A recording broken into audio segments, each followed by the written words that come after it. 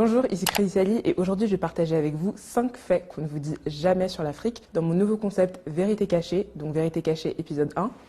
C'est parti.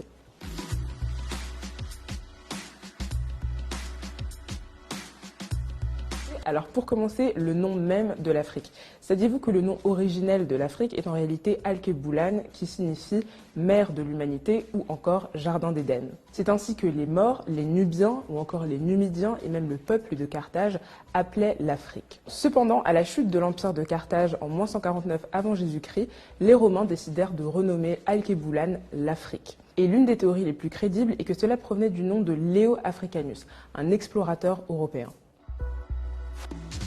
L'Afrique est rarement associée au monde des mathématiques ou encore au monde des sciences. Mais saviez-vous qu'en réalité, les 2 premiers outils mathématiques au monde ont été retrouvés au Swaziland, c'est l'os de Lebombo, et entre l'Ouganda et le Zaïre, c'est l'os de Ishango.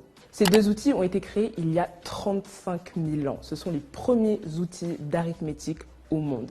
Et ils ont donc été trouvés et créés en Afrique.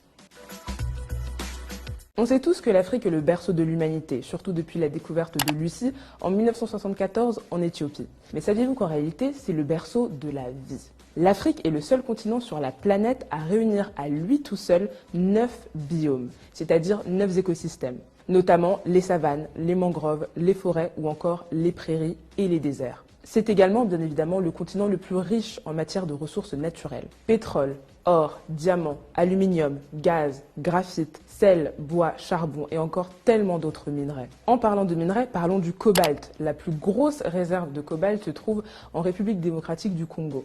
On y trouve la moitié de la réserve mondiale de cobalt dans ce pays-là. Et savez-vous à quoi sert le cobalt ?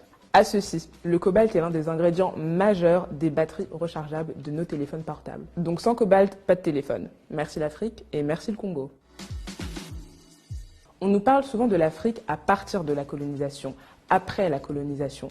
Mais saviez-vous qu'avant la colonisation, l'Afrique était en réalité un continent dynamique et mouvementé, où on parlait plus de 2000 langues et surtout où on comptait une multitude d'empires. L'empire Songhai, l'empire Toucouleur, l'empire Kong, l'empire Ashanti ou encore le califat de Sokoto. Des villes riches, renommées et prospères.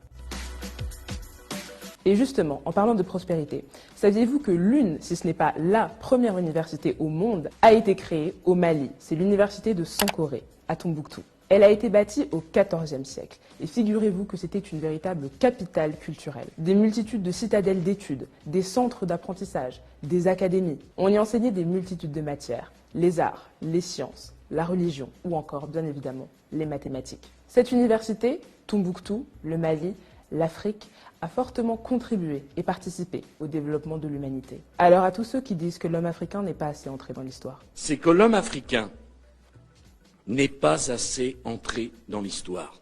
Je n'ai qu'une chose à vous dire. En êtes-vous bien certain ?